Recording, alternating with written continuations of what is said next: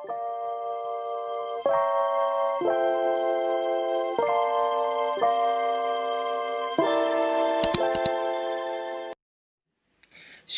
saudaraku, program Tuhan Yesus Penolongku dihadirkan untuk mendampingi saudara dalam menghadapi segala pergumulan hidup, supaya saudara kuat, tetap optimis, berpengharapan, dan berkemenangan di dalam Tuhan. Saudaraku, jangan menyerah, Anda tidak sendiri. Tidak semua orang yang siap menghadapi masalah yang silih berganti datang dalam kehidupannya. Karena realitanya memang seringkali satu persoalan belum selesai, datang persoalan berikutnya, menyusul yang lainnya dan seterusnya. Sehingga ada begitu banyak orang yang lelah menghadapi kehidupan yang penuh dengan masalah. Saudara, ketika masalah terus mendera hidup kita, ada beberapa hal yang menurut saya perlu kita renungkan bersama, yaitu mencari penyebab masalah. Itu yang pertama. Apakah masalah yang terjadi karena kesalahan kita? Kalau memang penyebab masalah yang silih berganti datang dalam hidup kita akibat kesalahan kita, mungkin berkaitan dengan karakter kita, sifat kita yang bermuara pada kata-kata yang mungkin kasar, kata-kata yang menyakitkan, sehingga semua berbalik kepada kita, orang-orang menyerang kita, dan itu menjadi masalah yang bertubi-tubi. Maka yang perlu kita lakukan adalah memperbaiki diri kita. Karena jika kita tidak memperbaikinya, maka selamanya kita akan terus terlilit masalah yang penyebabnya adalah dari dalam diri kita. Terkadang yang kedua, masalah itu mungkin bukan kesalahan kita, tetapi faktor lingkungan, faktor alam, situasi kondisi yang di luar kendali kita.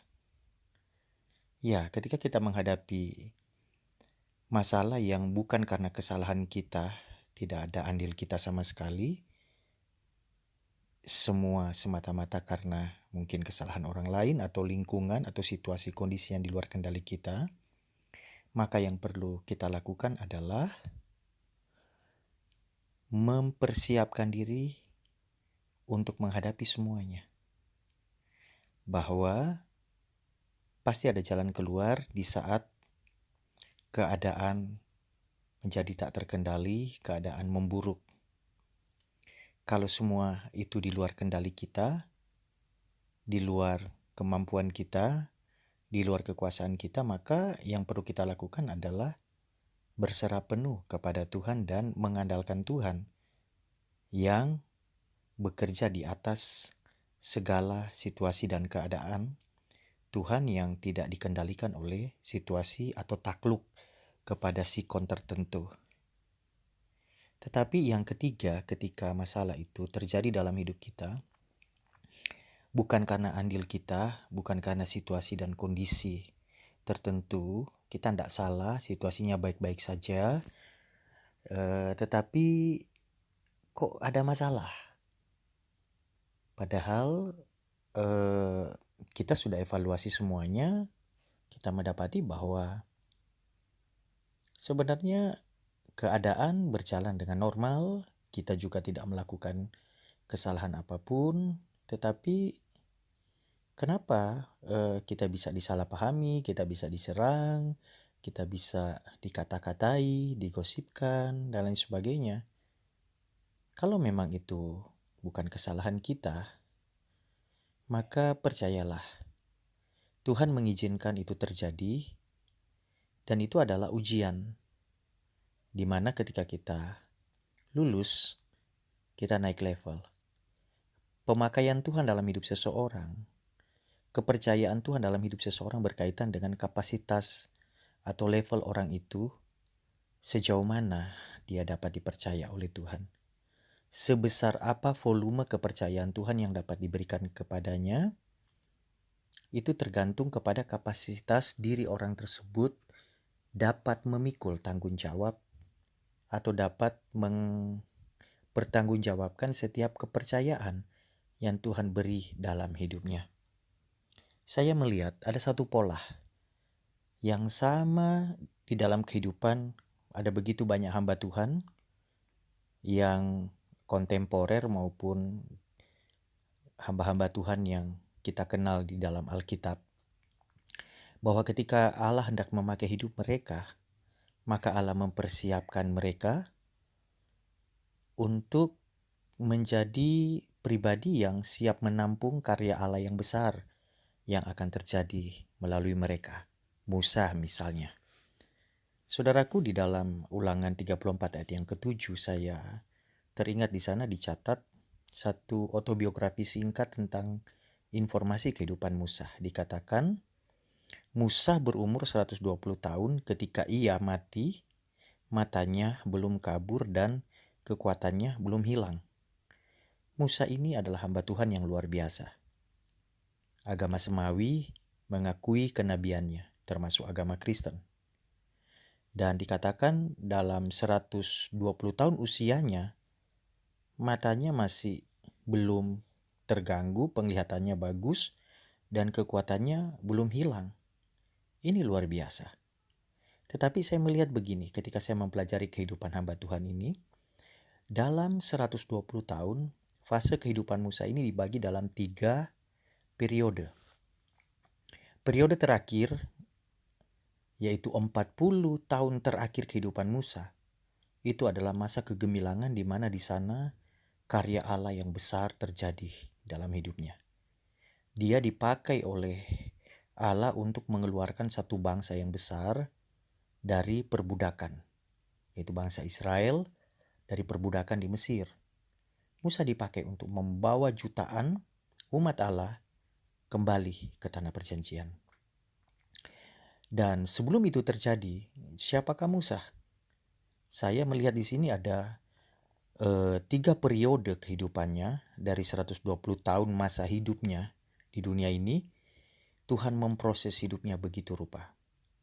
40 tahun pertama, 40 tahun kedua, dan 40 tahun ketiga yang saya sempat singgung tadi. 40 tahun pertama Musa adalah pribadi yang mengalami kehidupan yang sungguh enak, nyaman, karena status dia sebagai anak dari putri Firaun memungkinkan dia memiliki fasilitas premium sebagai seorang pangeran yang bisa mendapatkan apa saja, melakukan apa saja, menikmati apa saja yang dia mau, tinggal di istana. Tetapi karena dari mulanya Musa ada di dalam rancangan Allah hidupnya, Tuhan mau pakai dia, maka Tuhan mengizinkan satu hal terjadi, yaitu dia tidak berlama-lama tinggal di Mesir, di zona aman nyaman dalam keberdosaan.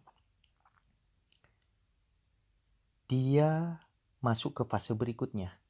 Saya katakan fase pertama ketika Musa sedang ada di Mesir, fase 40 tahun pertama itu fase my story, di mana di sana ada kebanggaan, di sana ada kegemilangan, di sana ada kenikmatan hidup, di sana ada segala hal yang berbau daging dapat dia lakukan. Dalam situasi seperti ini, rancangan Allah yang besar tentu tidak mungkin dapat terrealisasi dalam kehidupan Musa. Kapasitas dia sama sekali tidak siap untuk melakukan segalanya. Apa yang Tuhan lakukan? Tuhan mengizinkan Musa masuk di fase kedua, 40 tahun kedua hidupnya. Ada satu peristiwa di mana ketika dia tahu siapa dia dan dia membela teman sebangsanya, orang Israel, karena ditindas oleh orang Mesir dan orang Mesir itu mati, maka Musa kemudian dikejar dan dia lari ke Midian. Dari kehidupan yang my story, segala yang nyaman, enak, nikmat, Tidak ada yang tidak bisa dia dapatkan. Musa diizinkan Tuhan masuk dari kehidupan my story ke 40 tahun kedua di fase no story. Tidak ada kebanggaan. Karena 40 tahun kedua di Midian, Musa hanya menjadi menantu seorang imam dan pekerjaannya adalah seorang gembala. Gembala adalah status pekerjaan paling rendah di Timur Tengah. Dan yang Musa gembalakan bukan kambing dombanya, tetapi milik mertuanya. Di sana Tuhan menolkan Musa. Dari my story masuk ke fase no story. Apa yang Tuhan lakukan di dalam kehidupan Musa?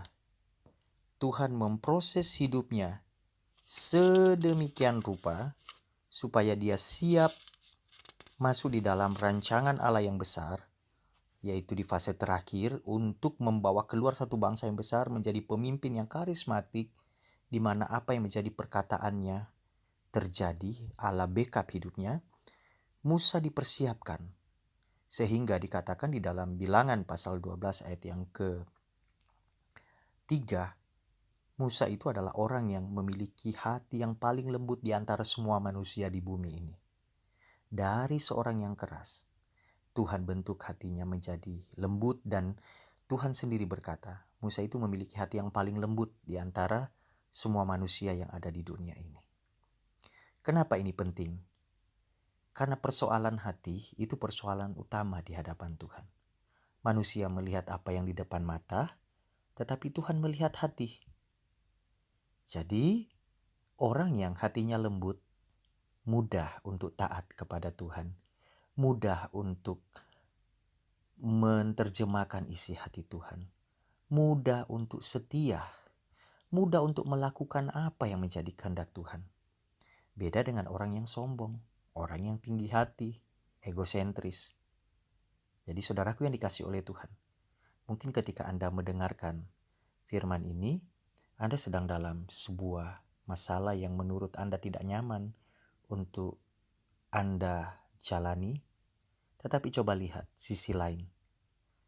Siapa tahu Tuhan sedang mempersiapkan kapasitasmu untuk satu proyek pekerjaan Tuhan yang luar biasa, dan untuk itu Tuhan sedang menolkan hatimu supaya engkau punya kerendahan hati untuk dapat meninggikan Tuhan setinggi-tingginya dalam hidupmu dan memiliki hati yang lembut, dapat dibentuk, taat di hadapan Tuhan dan melakukan apa yang menjadi kehendak Tuhan, dan Tuhan dapat memakai engkau dengan leluasa. Jadi jangan bersedih dulu ketika engkau sedang mengalami bermacam-macam masalah dalam hidupmu. Musa mengalaminya. Dari memiliki segalanya, lalu kemudian dia kehilangan segalanya. Tetapi ketika dia kehilangan segalanya, dia mendapatkan Tuhan dalam hidupnya. Saya katakan proses yang Tuhan izinkan terjadi dalam hidup kita, itu ada expirednya. 40 tahun kedua sampai usia 80 tahun, ketika Tuhan melihat proses pembentukan karakter, melembutkan hati Musa, untuk supaya dia mudah untuk diarahkan oleh Tuhan.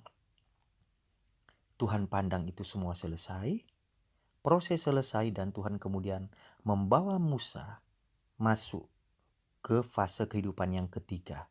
Dari my story, no story, dan yang terakhir 40 tahun terakhir adalah fase God's story. Di mana kehidupan Musa selanjutnya dimulai dari ketika Tuhan menampakkan dirinya di semak belukar yang terbakar, tetapi semaknya itu tidak hangus. Dimulai dari situ, kemudian Musa pergi ke istana Firaun, dan seterusnya. Kehidupannya adalah kehidupan yang bercerita tentang kedahsyatan Tuhan. Bagaimana Tuhan Allah memakai dia secara luar biasa. Ketika dia hendak membawa bangsa itu keluar dari Mesir menuju ke tanah perjanjian, ada 10 tulah. Dan ketika mereka diizinkan keluar, mereka terdesak, di depan ada laut, di samping kiri kanan gunung batu, padang gurun, di belakang mereka ada tentara Firaun yang hendak menangkap dan ingin membunuh mereka. Apa yang terjadi? Musa yang telah melewati proses mengangkat tongkatnya dan Tuhan menyuruh dia memukulkan tongkat itu ke laut dan laut itu terbelah. Bukan hanya itu mujizat yang Tuhan lakukan dalam hidupnya.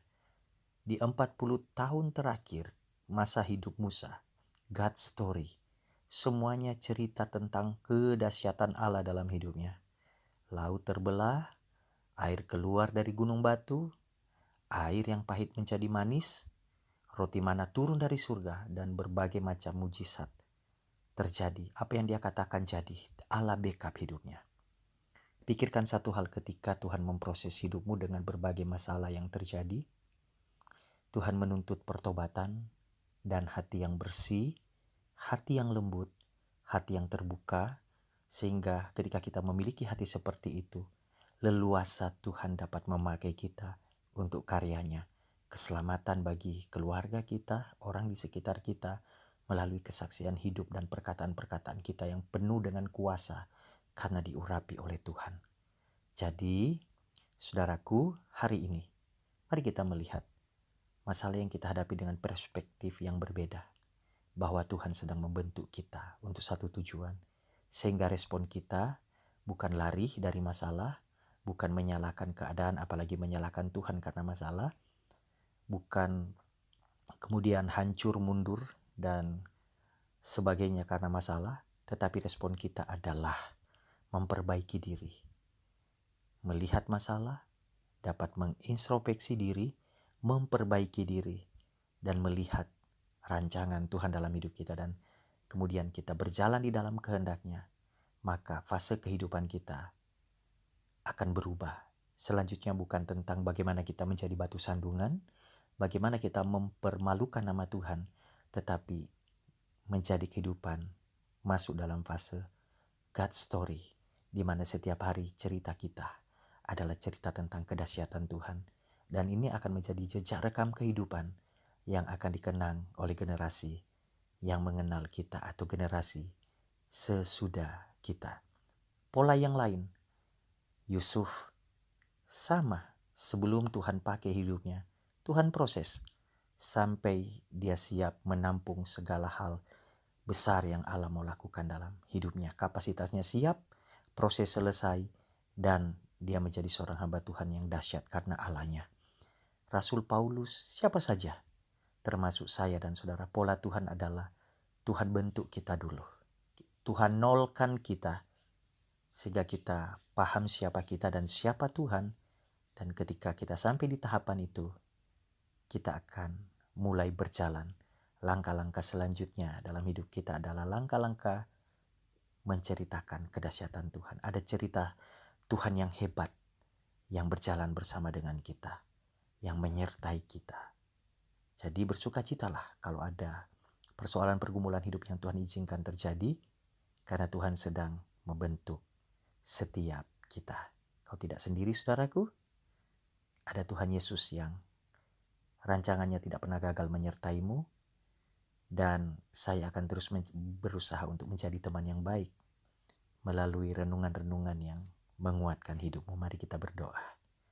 Dikuatkanlah hati yang lemah, diteguhkanlah setiap lutut yang goyah, sehingga kami dapat melanjutkan perjalanan kehidupan kami dengan optimis bahwa Tuhan perhatikan hidup kami dan Tuhan sedang merancangkan sesuatu yang terbaik bagi kami. Terima kasih.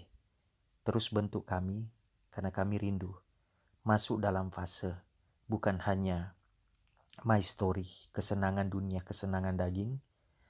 Kami mau Tuhan proses kami supaya kami boleh diubahkan masuk dalam fase no story, di mana kami dinolkan oleh Tuhan, diproses oleh Tuhan, masuk dalam pertobatan yang sungguh-sungguh, untuk selanjutnya kami masuk dalam fase God story, di mana hidup kami sepenuhnya adalah cerita tentang kebesaran dan kedahsyatan-Mu.